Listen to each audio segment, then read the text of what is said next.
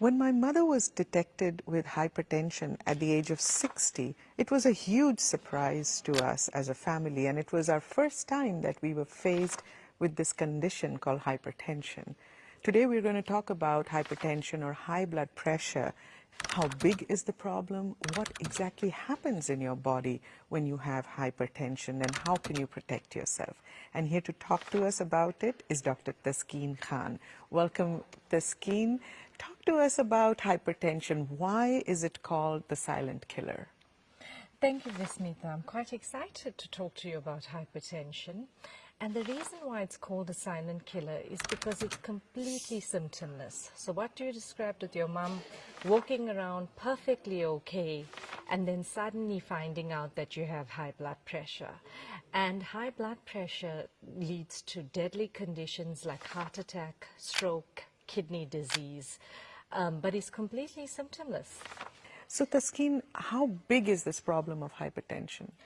Actually, it's very common.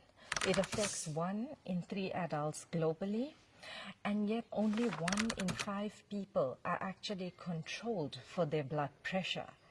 We've actually estimated at the WHO that we can save 76 million lives by 2050 if we can increase control rates globally. That's about the size of South Africa, Vismita. So Taskeen, how did I do? You did very well. This top number is your systolic blood pressure, which is actually when the heart muscle contracts or beats.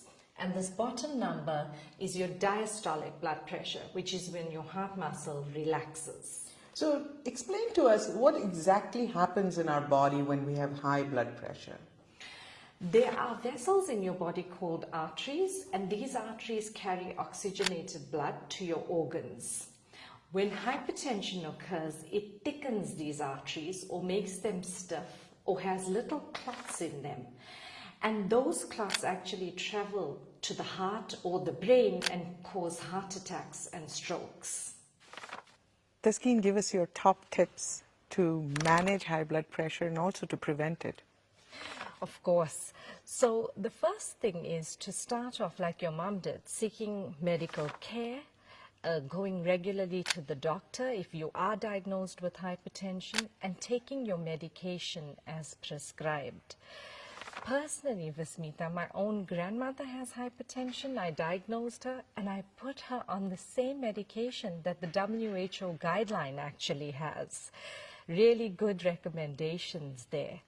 And also, if you think about your lifestyle, I like to think about it in the 4 S's. So if you're smoking, please stop smoking. Reduce sodium or salt in your diet. Sleep is very important for the blood pressure. And of course, reduce your stress. Wow, let's see if I've got the 4 S's. First one, stop smoking. Take less salt, that's the second S. Sleep more and pay attention to your sleep quality. I'm trying to do that personally. I'm slowly getting there. And what's the 4th one? Stress less. Stress less. That's easier said than done. But that's all we have today in Science in 5. Until next time then, stay safe, stay healthy, and stick with science.